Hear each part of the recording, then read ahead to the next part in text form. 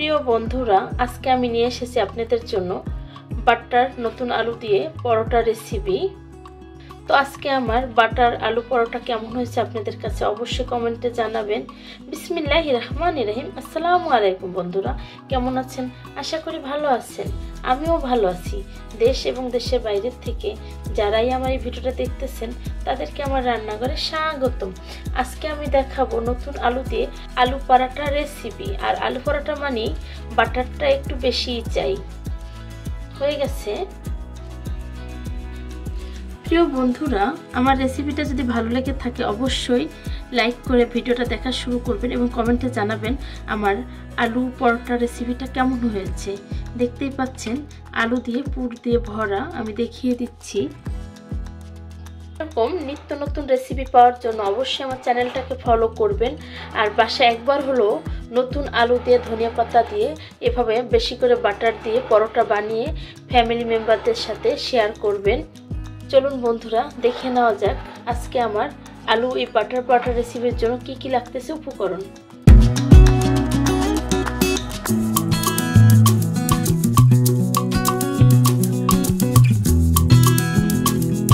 চলে এসেছি, এখানে নতুন আলু নিয়ে নিয়েছি আমার প্রয়োজন অনুযায়ী। এখন এটাকে ধুয়ে পরিষ্কার করে নেব। এখন সিদ্ধ করে নেব। আমি ধুয়ে পরিষ্কার করে নিয়েছি।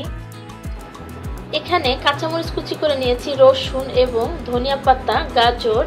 আমি আলু পরোটার জন্য এখানে পেঁয়াজ কুচিয়ে নিয়েছি। আমি একদম রেডি করে সামনে নিয়ে এসেছি, নাহলে ভিডিও অনেক বড় হয়ে যায়। নিয়েছি আমি স্বাদ অনুযায়ী চিনি, লবণ, গুঁড়া দুধ দিয়েছি হাফ কাপ, দিয়েছি এখানে রাইস ব্র্যান যে তেলটা হয় সেই তেলটা দিয়েছি। এখন আমি এটাকে খুব সুন্দর করে অফ ক্যামেরায় মেখে নেব। সব কিছু যেহেতু আমি দেখিয়ে দিয়েছি, তো এখন খুব সুন্দর করে এটাকে আগে একটু এভাবে মেখে তারপর পানি দিয়ে আমি ডোটা তৈরি করে নেব। আমার সাথেই থাকুন প্রিয় বন্ধুরা। হয়ে গেছে, এটা এখন ঢেকে রাখবো 20 মিনিটের জন্য রেস্টে। এই পর্যায়ে এখানে একটা কড়াইতে আমি বাটার বসিয়ে দিয়েছি। পেঁয়াজটাকে একটু ভেজে নেব। গলে গেছে বাটারটা, দিয়ে দিচ্ছি রসুন কুচি।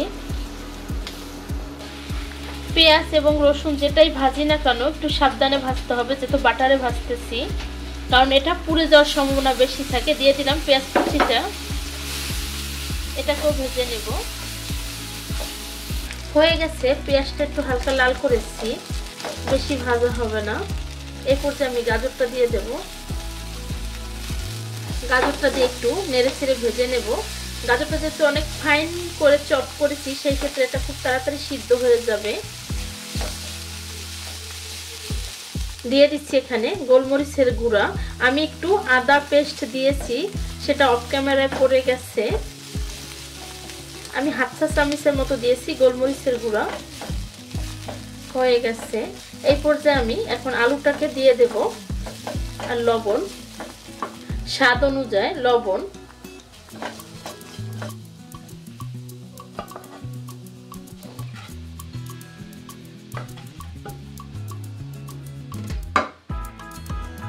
এখন এটাকে খুব সুন্দর করে আমি নেড়ে চেড়ে মিশিয়ে নেব।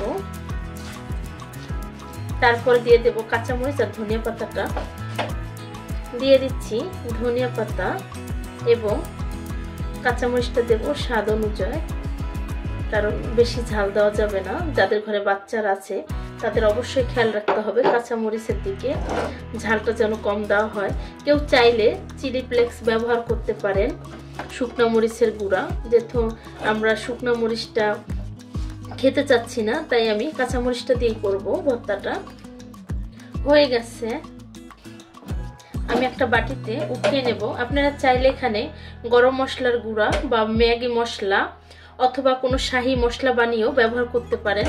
তো আমার কাছে মনে হয় বাটার পরোটাতে এত কিছু ব্যবহার করলে স্মেলটা বেশি স্ট্রং আসবে। তো সিম্পল বাটার পরোটা সবসময় সিম্পল পটেটো ম্যাশটাই সবচেয়ে বেটার।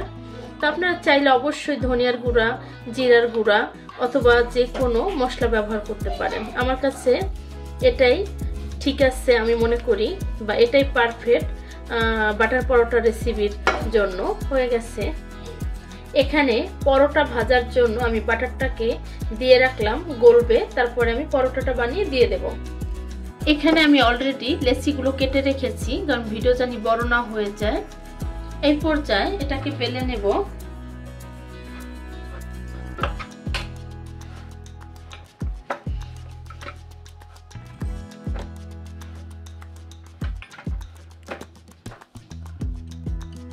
রুটিটা বেলা হয়ে গেছে। এই পর্যায়ে এখানে কিছু বাটার দিয়ে দেব,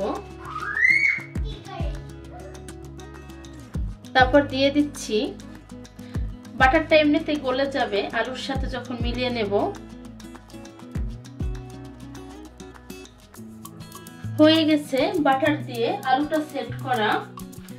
আর অবশ্যই একটু ভিতরে বাটার দিলে কিন্তু খেতে কিন্তু অনেক টেস্ট ভালো আসবে। দেখতেই পাচ্ছেন, আপনারা চাইলে কিন্তু পুরির মতো করে বেলতে পারেন। আর আমি যেহেতু অনেক পরিমাণে পেঁয়াজ এবং কাঁচামরিচ, ধনিয়া পাতা, আলু ম্যাশটা দিয়েছি, সেই ক্ষেত্রে আমি 2টা রুটি বানিয়ে নিয়েছি। এভাবে করে চারদিকটা লাগিয়ে নিতে হবে। হয়ে গেছে, বাটারটা গলে গেছে আরো আগে। আমি এই পর্যায়ে পরোটাটা দিয়ে দেব। এখন এটাকে উল্টিয়ে দেব।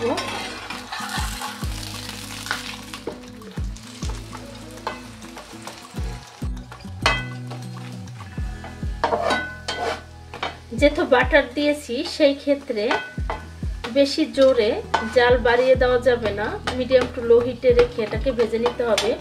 তাহলে খুব তাড়াতাড়ি পরোটাটা কিন্তু পুড়ে যাবে। কারণ বাটার যে কোনো রান্নায় বাটারটা দিলে কিন্তু খুব তাড়াতাড়ি পুড়ে যেতে চায়। তো এই জন্য বাটারের যে কোনো খাবার লো হিটে করতে হবে। হয়ে গেছে, পরোটাটা উঠিয়ে নেব।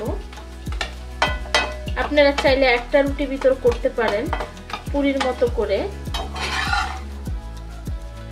প্রিয় বন্ধুরা, হয়ে গেছে আমার আজকে আলু পরোটা রেসিপি।